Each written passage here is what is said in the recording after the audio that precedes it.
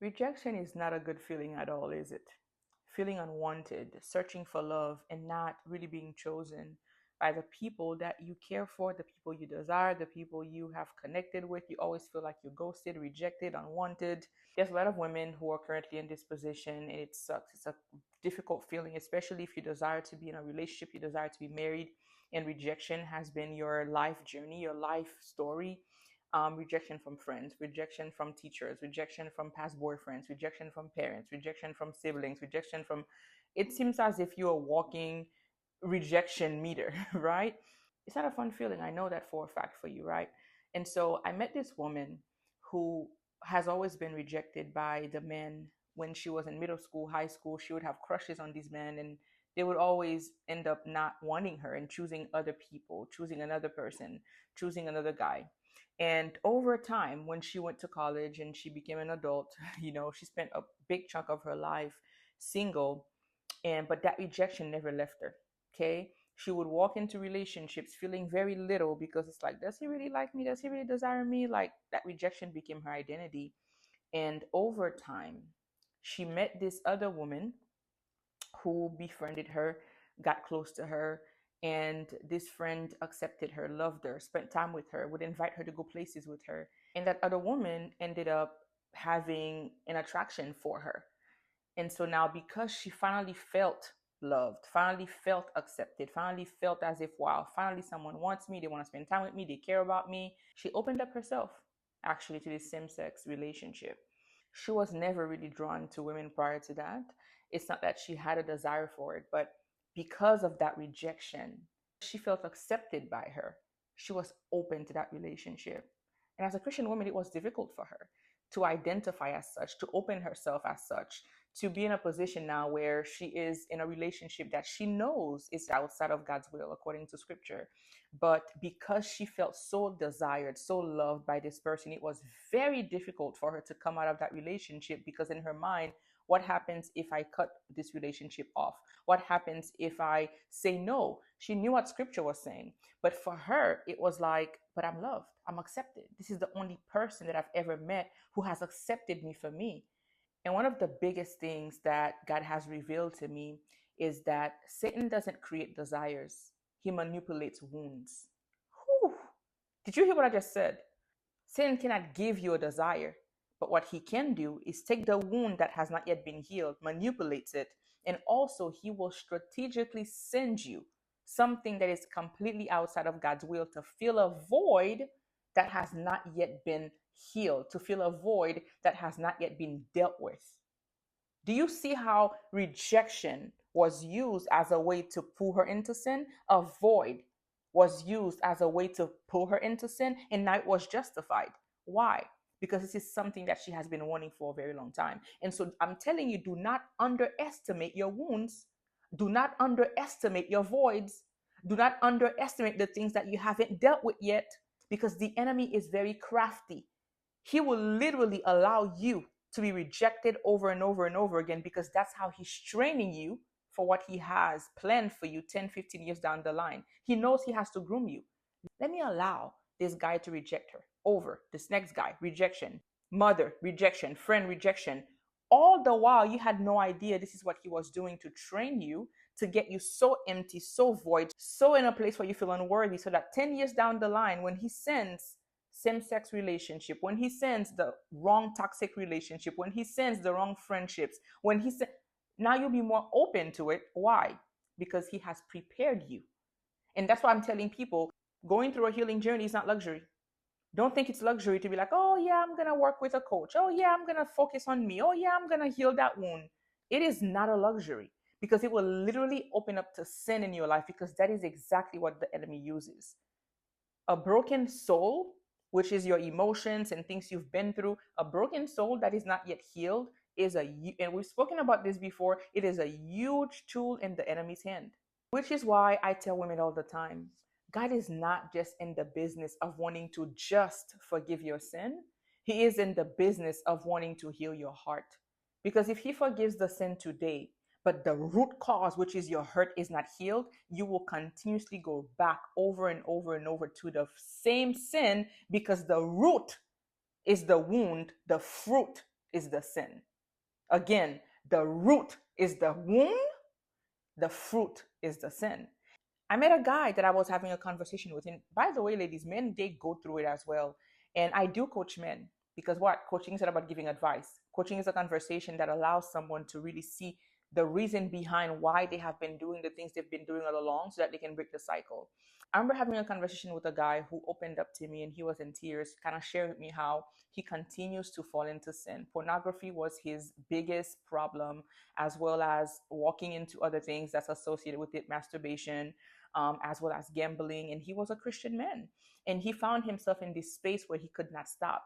And he was very repentant in his heart. Well, I don't want to use the word repentance because repentance is about making a decision to not continue, but he was very sorry. That's the word. He felt very convicted about his lifestyle, and you could see it. He was like, no, this is something I've been doing. It's not okay. And, like, I can't continue to live like this. Like, you could see the sorrow within him. And through conversation, the goal for me was to help him identify, well, yeah, this is the fruit. You find yourself continuously asking God for forgiveness and getting right back to that behavior, but what's underneath it? Right? Right? What wound is there? What is the reason why you are drawn to that? For men, you know what the enemy will use sometimes? Inadequacy. Or if this man is not yet in a place where he wants to be in life, he cannot provide, he cannot lead, he cannot protect someone, and he finds himself in a position where he's trying to build his life and he's not where he wants to be yet. That is often a huge thing that the enemy will use to allow this man to fall into things that will make him feel better about where he currently is in life right now.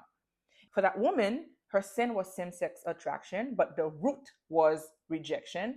For this man, the sin or the fruit was pornography and masturbation and gambling.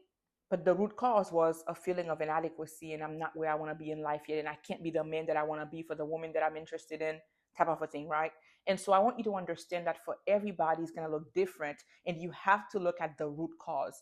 There's women as well who are drawn to pornography, who are drawn to masturbation, who are drawn to maybe continuously sleeping with a partner outside of marriage, right? For others, it could be, I like my wine and I have a little bit too much every night. But if you think about it, what is it that you're escaping from? What is the root of the problem? Because God truly deeply wants to heal the wound and not just forgive the sin. Because He wants you to be able to perpetually be in a position where you are walking fully free from what is drawing you to the sin. But if you don't heal the wound, you are not going to be able to really sustain, and the repentance is not going to be a part of your life, right? And it's not to say that sin doesn't exist, right? We're sinners, but when it's continuous in your life and you cannot break free from the behavior, that's a problem. And understand that God's forgiveness is powerful. His forgiveness is powerful, but guess what? Forgiveness doesn't heal wounds, it cleanses sin. There's a difference between God say, I forgive you, my daughter. I forgive you from that sin. It cleanses that sin, but that doesn't heal the wound. You still have a responsibility to heal what you've been keeping on the inside. Because God is not just interested in changing your behavior, He is deeply focused on changing your heart and healing your heart and healing your pain and healing everything that you faced. What's also very profound is that these wounds, they create a cycle of broken relationship, toxic relationship, sinful behavior. And that's because until God heals the wound, the fruit, which is the sin, it won't die. It will keep repeating. When I started my coaching practice, I wasn't always bringing the spiritual piece into it, right? I was always a Christian, but God pulled me aside for an entire year and a half or two where He really trained me and showed me like the spiritual piece is deeply a part of your coaching as well.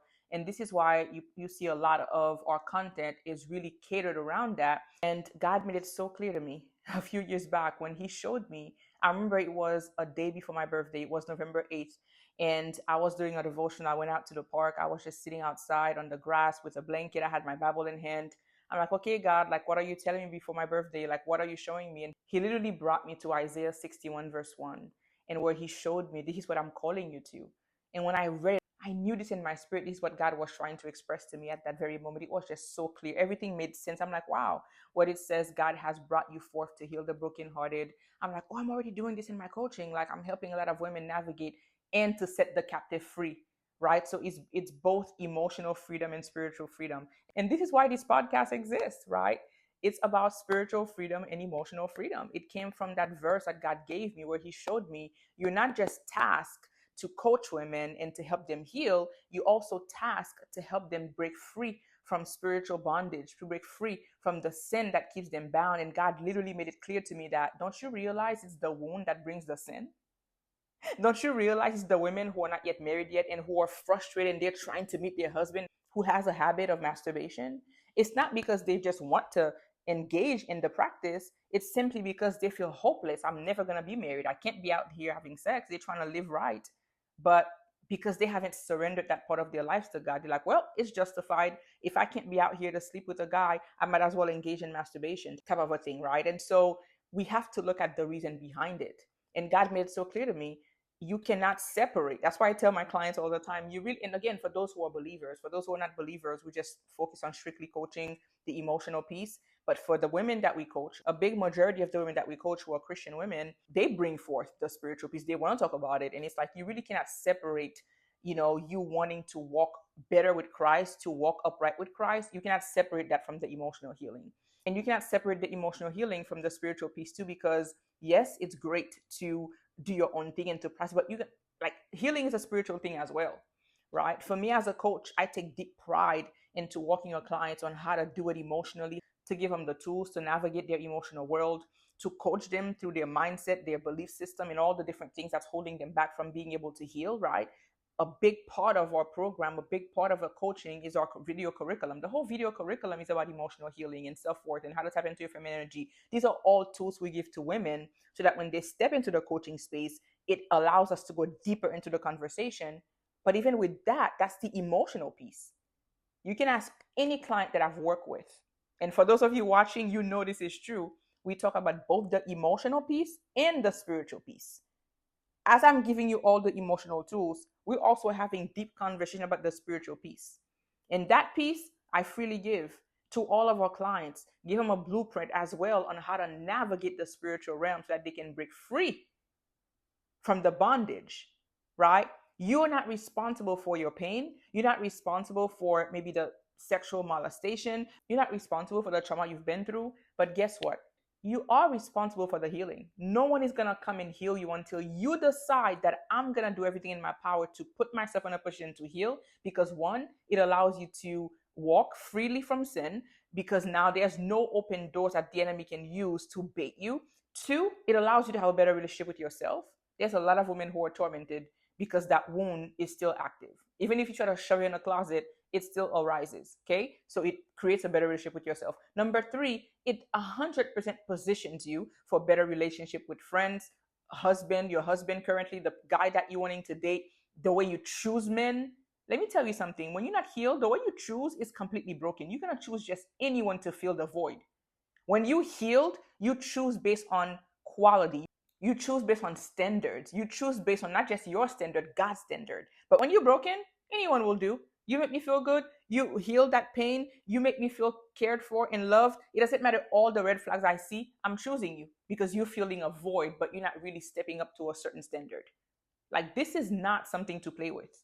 Okay? I've seen people's wound being the cause of why they lose their jobs, right? The way they treat their staff and employees. I've seen people's, and I'm speaking from experience because I was in corporate for a very long time before I started this business. I've seen it all the time. I've seen people's wound create conflict in the workplace. I've seen people's wounds create conflict in their marriage. I've seen people's wounds create conflict with their kids. I've seen people's wounds create conflict with their client. Like, I've seen it all.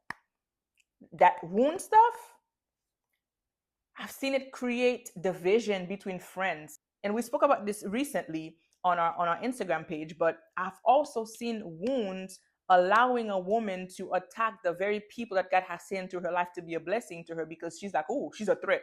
Oh, she's competitive towards me. But the whole time the person just came to love you. When you have a wound, you see the world a very jaded way, in ways that it doesn't even exist, right? Our whole coaching program, professional coaching program, is geared towards women who want to go through the healing journey, who want to have a better relationship with themselves, who want to have a better relationship with their spouse, person they're dating, who want to have a better relationship in any relationship, business, leadership. This is the scope of what we do, but we focus a lot on emotional health to bring it about. So if this is you watching and you need that support, listen, I always keep my calendar open for the ladies who want to be a part of our program, who want to be a part of the Flowing Love community, who need my support as a coach. Maybe you want our video curriculum. you can have access to that. Maybe you want the video curriculum and you want to coach with me. You want that accountability. You have access to that as well, right? These are the two ways in which we help our clients, whether you want to get the video guide or you want to get the video guide as well as coaching with me.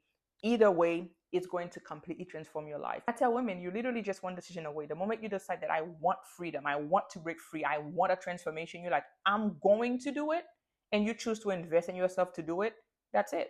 Like I always say, the tools are available. I got them. The support is available. I got them for you. The accountability is there. I got them for you. I'm here to help you hold your hand. All I need to know is that you want results. All I need to know is that you're going to be committed to the process. Because if you want results, you're going to get the results. Again, everything is already set in place for you to get them. You just have to make the decision that you actually want to go to this journey to get the results, right? So love you, Queen. God bless you. I'm always here for you. You can always shoot me an email. You can leave a comment below if you want to connect with me. If you send me an email, you want to keep it more personal, you can. I will always respond. I respond to all our emails. And if you want to meet with me, I'll send you a link so that you can actually book a call so that it's a one-on-one conversation between us for me to hear your needs, for me to hear what you desire. And if you decide to enroll into our program, listen, let's go. The moment you enroll, the transformation begins. That's how powerful, this is. And this is not something I'm doing for myself. This is what the Holy Spirit has called me to do. And now I know why majority of our clients, they get results, because I know I'm just a vessel. It's the Holy Spirit who's doing the work. So if he's prompting you right now to reach out, you need to listen to him. Don't listen to me. Listen to the Holy Spirit's prompting within you. And you're going to know. The one who's listening to this right now, who feel as if like this is God nudging you, you're going to know. But your obedience, it matters big time. So thanks again for watching this episode. God bless you. I look forward to pouring into you into the next episode. Until then.